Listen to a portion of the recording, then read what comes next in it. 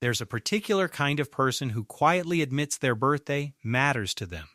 And if you've ever felt that same pull yourself, wanting the day to mean something, even while a part of you whispers you're being silly, I want you to know, that pull isn't vanity.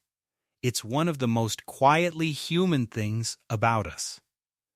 By the end of this, you'll understand exactly why.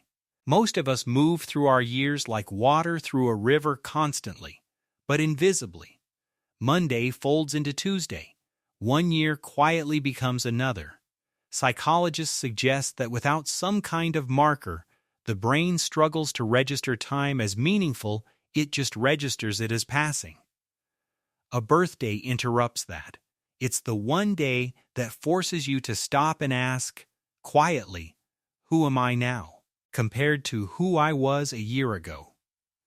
That question is one of the most honest things a person can ask themselves.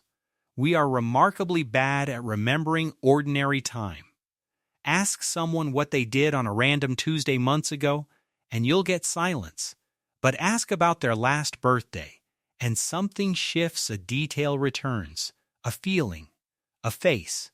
Researchers in autobiographical memory have found we anchor our timelines around emotionally distinct moments, not routine ones. So people who mark their birthdays, even modestly, are doing something quietly intelligent. They're building a landmark into a year that would otherwise blur. And maybe that's the real ache underneath wanting to be celebrated, not the cake, but the fear of being forgettable. If that fear has ever lived quietly in your chest, know this: you are not asking for too much. You are asking for something deeply human. To be seen, really seen, even for one day, does something to the nervous system we rarely name. When someone remembers your birthday, something in you exhales. Studies on emotional well-being point to the same truth.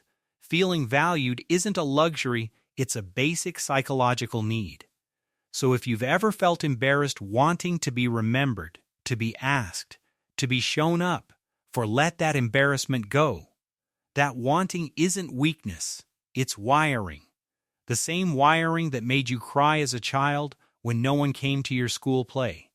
You were never too much for wanting that. You were simply, quietly human. Some people don't treat their birthday as a celebration of the past at all, they treat it as a doorway. Psychologists who study behavior change have found people are far more likely to commit to new habits around symbolically meaningful dates. It's called the fresh start effect. So if you've ever used your birthday to quietly release an old fear, a draining relationship, a version of yourself that no longer fits, that's not random, that's your mind finding a doorway and walking through it on purpose. Most adult life runs on repetition: the same alarm, the same commute, the same quiet hum of responsibility, until years start to feel less like a story and more like a loop. A birthday breaks that loop. Not because of the party, but because of the permission it gives. Permission to pause, to feel like your presence in the world deserves a moment of stillness. That's not self-centered. That's protecting something most of us are quietly starving for. A moment that isn't just survived, but actually lived. And underneath all of it, the candles, the small rituals, there's often something closer to gratitude than celebration. A quiet relief: I'm still here. Another year happened, and I made it through.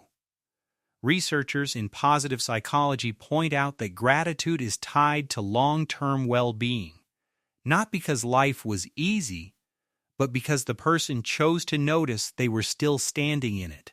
So when someone marks their birthday, even alone, even gently, they may be quietly honoring survival. If any part of this felt like it was describing you, know there's nothing broken in that. You were never asking for too much. You were simply asking to be human, fully, for one day a year, in a world that often asks you to be invisible the rest of the time. So however you mark the days that matter to you, loudly or quietly, let it be enough. You don't need permission to take up that small space in time. You've earned it. simply by surviving the year it took to get here. And if this gave you a little more understanding of yourself, subscribe to this channel because there's a quiet psychology behind almost everything we do. And once you start noticing it, you start seeing people, including yourself, with so much more compassion.